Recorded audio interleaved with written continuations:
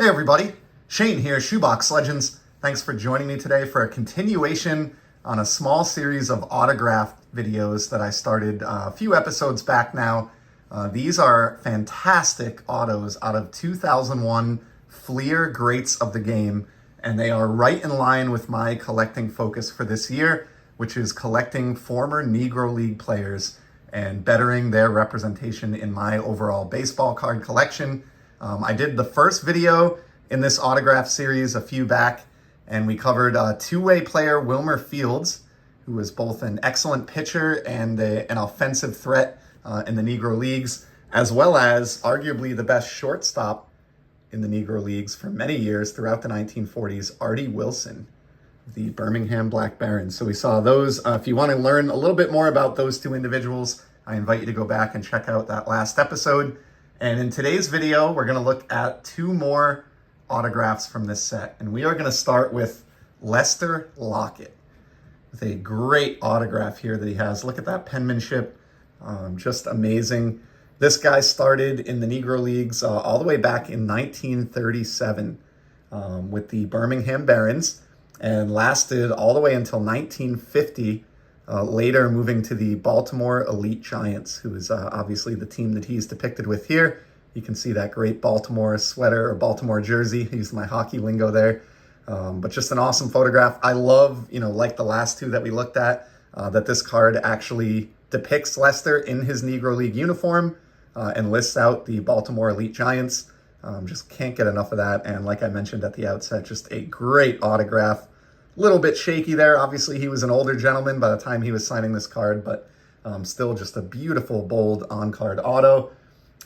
Basically, after he moved on from the Elite Giants, he would briefly play ball up in Canada to end his career, played in Latin America as well during the Negro League offseason, and he was a three-time Negro League All-Star throughout the 1940s. I forget, I may have this wrong. I was reading about him just before the video. I think it was like 1943, 1945, and 1948, something like that. But basically, three times spread out throughout the decade was a Negro League All-Star.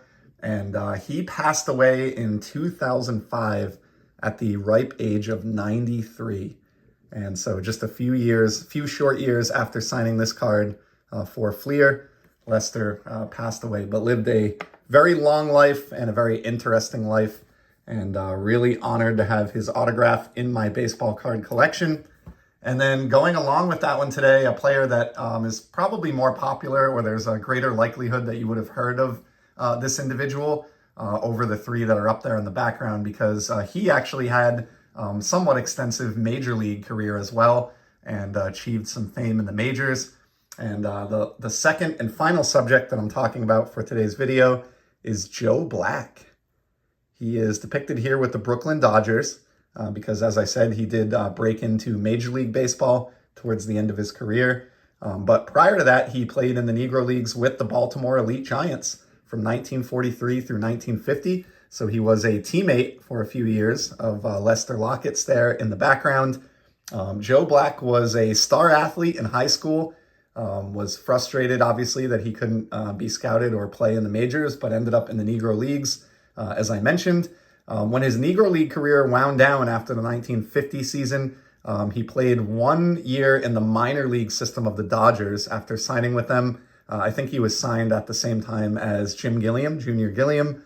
So played the 1951 season in the Dodgers minor league system, and then beginning in 1952, achieved his dream of playing Major League Baseball with the Brooklyn Dodgers. And in the 1952 season, he was the roommate of Jackie Robinson, who had similarly debuted back in 1947 for the Dodgers.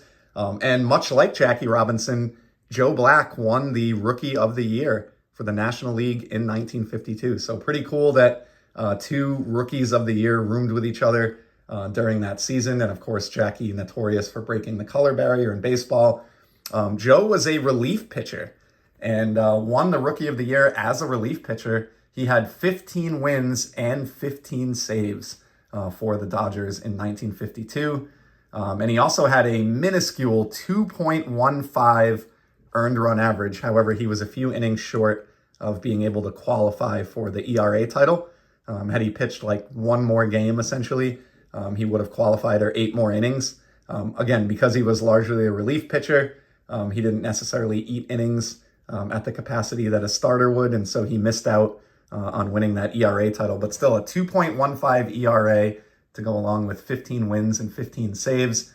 Definitely the most important season of his career in 1952, capped off by the fact that he became the first black player to win a World Series game, the first pitcher to win a World Series game, also in 1952.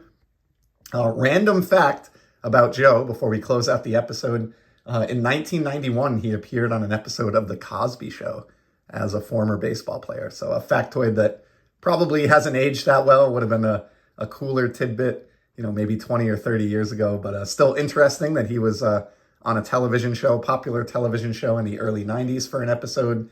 And Joe just barely got this autograph in on the set. This set was released in 2001 by Fleer, and Joe passed away the following year in 2002, aged 78. So Fleer barely got him in on the checklist. Love that we got a hard-signed autograph of him really in like the final year of his life. This is probably likely one of the final cards that he signed, and I just think that's a really, really cool fact. I mentioned it in the last video, but I commend Fleer big time for getting these guys into this product and getting hard-signed autographs of these really important players down on cardboard before it was honestly too late to do so any longer. And in the case of Joe Black, they barely made it. Again, he passed away about a year after this Fleer release hit shelves. So that's going to be a wrap for today. This will be one of my shorter videos in a while, but just wanted to give a little bit of love to Lester Lockett and Joe Black, the latest 2 autographs to join my Negro League collection here at Shoebox Legends. Having a blast collecting these guys. My timing, I guess, this year was very fortuitous with all of their stats officially being entered into the Major League record books as of a couple of weeks ago now. And I'm just really, really enjoying this pursuit. I do have a few more autos to come, a couple more from this release, and then some different autographs as well that I'll be featuring kind of over the course of the summer here. So if you find this subject matter interesting, I hope you'll subscribe to the channel or check in on some of those videos as the dog days of summer unwind. And in the meantime, I hope you all enjoy the hobby. Take care.